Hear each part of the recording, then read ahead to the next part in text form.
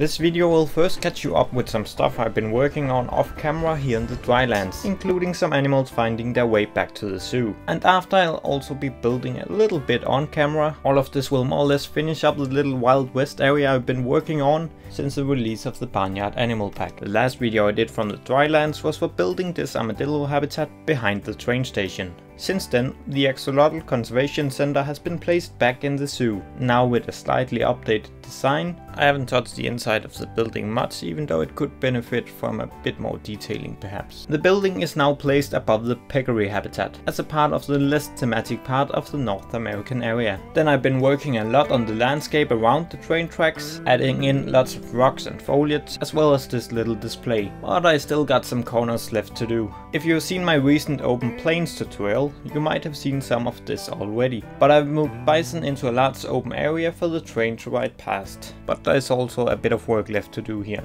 I've also been updating my cougar habitat, which is among the older builds still left in the park. I wanted it to still feel like the same enclosure, but needed to make it feel a bit more up to date. I might still make a few more edits to it and add in some more details a few places. And now we should be ready to start building a bit. To continue the Wild West area we have been working on lately. I expanded the building in the back of the cougar habitat. I did this since the plan was to make this into an indoor holding area for jaguars, which we still need to get back into the park, and then build a habitat for them out here in the front. But in the end I just couldn't see this space I got up here being ideal for building an enclosure for this highlight animal. It is hidden a bit too much away I think, and would require a lot of edits to the landscape around here. So instead I decided to keep the building and use it for backstage stuff. And now I'm then covering up the facade of it to look like a typical Wild West village with a bit of a cartoonish vibe to it. That is what you are seeing being worked on here. Next to the first building here you can sense there is a bit of a small platform for the cougar to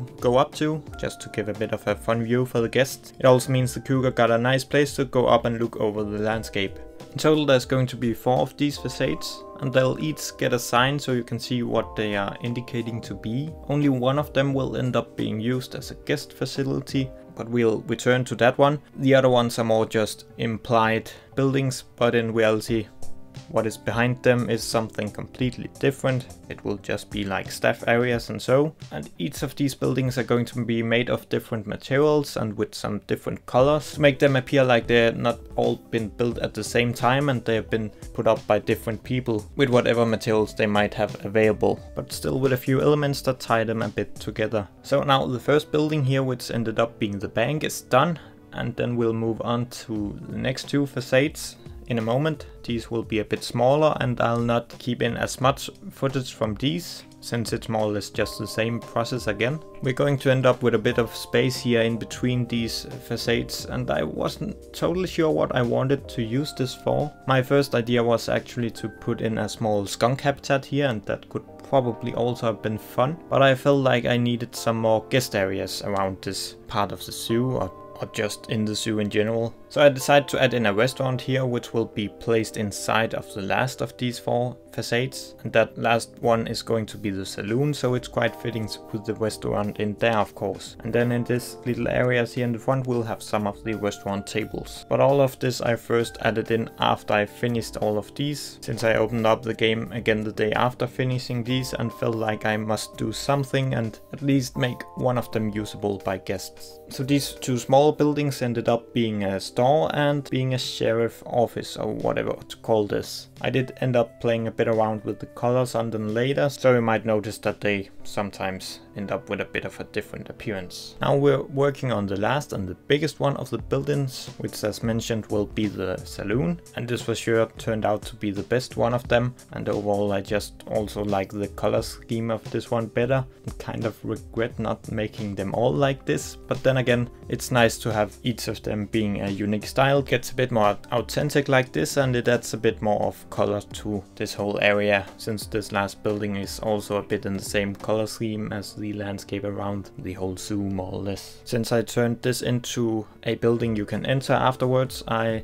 decided to skip the parts where I'm putting on doors and stuff like that, since I did end up changing parts of this building off camera to make the restaurant fit in here. I didn't really do much of detailings to the inside, I just kind of wanted to highlight that you can go inside of it since the tables are placed outside anyway. But it made it all a bit more 3D when you replace this door with one you can actually enter. So we're finishing off the last of the detailings down here in the front now, and the rest of decorating this area here is not going to be on camera. It's just about building this restaurant part and then add in a few decorations and so on. But first we're going to add in a custom made door up here, since the door pieces we have are a bit too big up here. I guess this also ends up feeling like a bit of a forced perspective trick, which you often see in theme parks, and so good practice for Planet Coaster 2, I guess. But I kinda like using window pieces for custom doors. You just have to turn them around so you don't see the glass. Then they often have a decent size and shape for what could be used for a door.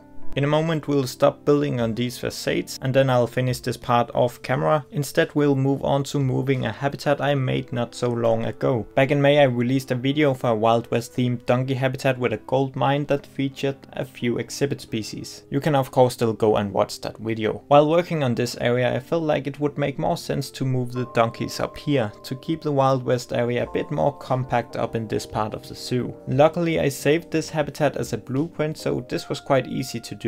It just took me several attempts to find the right position for it. You can also find this blueprint on the workshop. The video for this build never did very well, but the blueprint has become one of my more popular Steam Workshop items. I'm happy to see you like this build, and I think this new location up here fits it much better. With this habitat now being up here, I just need to work on the landscape around it. So I'm just quickly showing you a bit of this process, but most of it I'm doing off camera, but now you're getting an idea on how I work with the landscaping around here.